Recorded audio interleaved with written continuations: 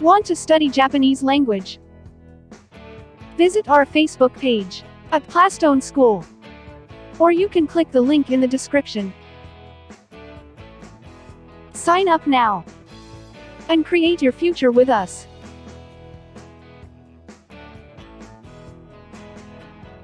You can also visit our YouTube channel. Don't forget to click the subscribe button to be updated on our latest videos. Plastone Language School Incorporated. Hi minasang, konnichiwa. Welcome to Plastone Language School Incorporated channel. JD Sensei desu. Yoroshiko onegai shimasu. For today's topic, ang aaralin natin ngayon guys is taksang, no? Taksang. So ano ba yung taksang, no? Meaning yan guys is many, lots, no? A large number, no? Para masabi natin marami. Okay? Hi. So aralin na natin guys. So taksang, no? Can be placed before or after the direct object like, no? So nilalagay siya guys before ng direct object natin guys. Hi. So tingnan natin sa example. So dito, I took a lot pictures in Manila, no? So nagpicture ka ng marami sa Manila. Okay, so sa Japanese, so yung sa taas muna, no? Watashi wa Manila de taksang shashin o torimashita. So ito, no? Pinopronounce to guys is taksang, no? Para may silent G, no? Taksang. Okay? So taksang shashin o torimashita. So napansin nyo? So naka-underline, di ba? So before siya ng object natin, no? Direct object na shashin na picture, no? So okay, doon siya nilalagay.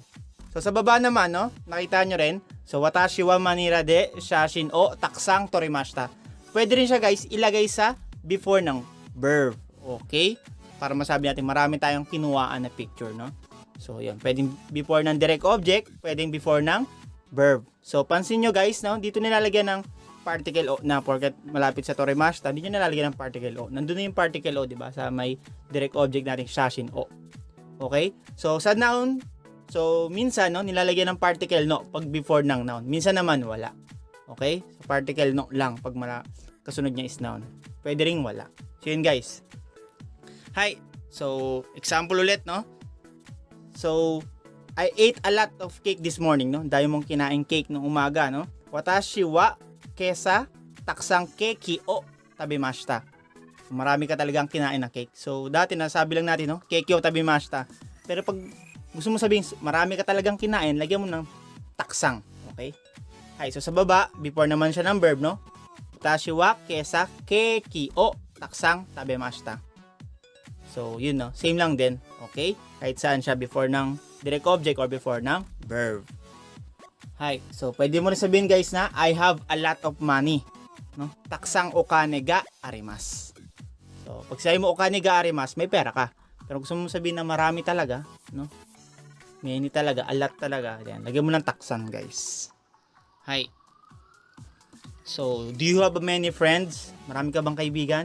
Tomodachi wa taksang imasu ka? Yan. So, pag sumagot siya, no? Yes, I have, no? Hi, taksang imasu. Okay? So, ganoon lang siya, guys. Hi. So, yun yung taksa, no? Many, lots, a large of number. So, madali lang siya, guys. Tandaan nyo lang, before siya ng noun or direct object. And then, or before ng verb natin. Okay, wala siyang particle, no? So, minsan may particle, no? Pag noun yung kasunod. So, I hope may natutunan kayo sa topic natin, guys. Maraming salamat. Otsukaresama deshita.